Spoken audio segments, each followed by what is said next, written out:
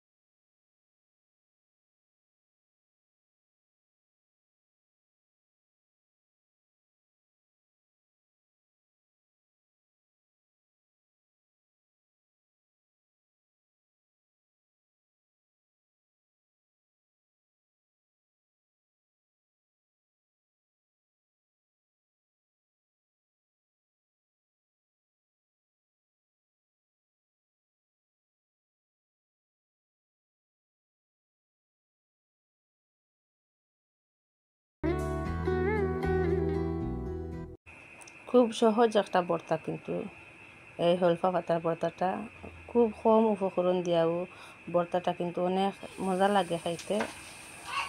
তো আমি কিন্তু মাছ ভাজিছি দেখুন, আর এখানে শুকনা মরিচ ভাজিছি, চুলার মাঝে একটা রসুন দিছি পোড়ানির লাগিয়া। আর এখন আমি পাটা হিল বা খড়িয়ার মানে হলফা পাতা আর এই যে লাগিয়া পিসিবার লাগিয়ে। আমরা গ্রামের বউরা কিন্তু বেশিরভাগ ভর্তা বানাইয়া ভাত খাইতে বেশিরভাগ পছন্দ করি। আমি না, অনেকেও আমরা এরকম আছি। তো দেখা যায় যে আমরা মা হলে যে একটা পছন্দ করি, আমরা বাচ্চারাও একটা পছন্দ করি।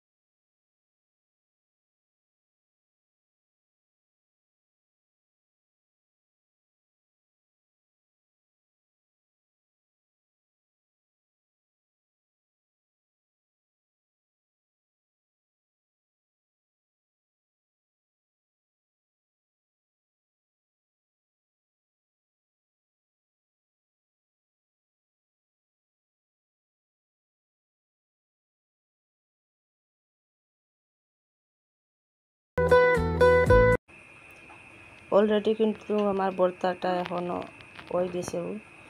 আমি হলফা পাতারে বালা করে বাজিছি, আর ইনো রসুন প্রথমে তো আপনারা অবশ্যই দেখছেন, রসুনটা বালা করে মানে সিসি ফাটার মাঝে ফালাইয়া, আর মাছ বাজিয়া মাছটা বালা করে আবার বাঁচিছি, মানে গোসা কাটা ফালানি লাগে। যেহেতু এটা কিন্তু বাচ্চাদের কিন্তু অনেকটা প্রিয় একটা খাবার, টক জাল। আমরা যে কোনো জিনিস দেখবো, আমরা মা হলে যে একটা পছন্দ করি, অবশ্যই বাচ্চারাও একটা পছন্দ করে। তো আমার বাচ্চারাও কিন্তু অনেক প্রিয় একটা খানি। তবে আমার লাগে জানি না এখানে একটু কষ্ট লাগে এই ভর্তাটা বানাইতে, জানি কিন্তু খুবই সহজ, তারপরেও কিন্তু একটু কষ্ট লাগে। তারপরেও আমি মাঝের মধ্যে বানাই। আর আমার ছেলেটা তো মানে অনেক দুষ্টু, ও কিন্তু আমার অনেক সময় কাজের মধ্যে অনেকটা বিরক্ত করে। তো খালি আমার এরকম ছেলে থাকলে যে এরকম বিরক্ত হয় এলাকার না, এটা সব মায়েরও আমরা ইলাম কাজ করা লাগে, সহ্য করা লাগে এইরকম বাচ্চা থাকলে।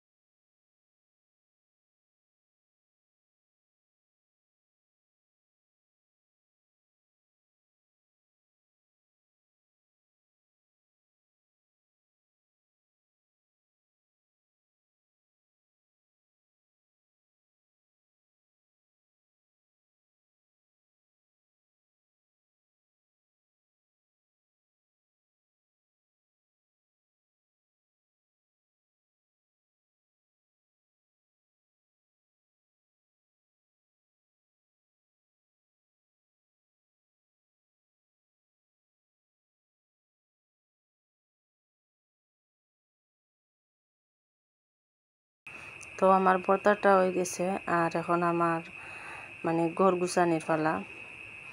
তো আমরা কিন্তু গ্রামের বউদেরও একটা নিয়ম, যদি ছোটো ছোটো বাচ্চা থাকে ঘরে, তাহলে কিন্তু হাজারও মানে পরিষ্কার করে রান্নাঘর রাখি না কেন, প্রথমে যখন আমি রান্না করাত লাগছি কীরকম আমার রান্নাঘরটা আসলে আপনারা অবশ্যই দেখছেন।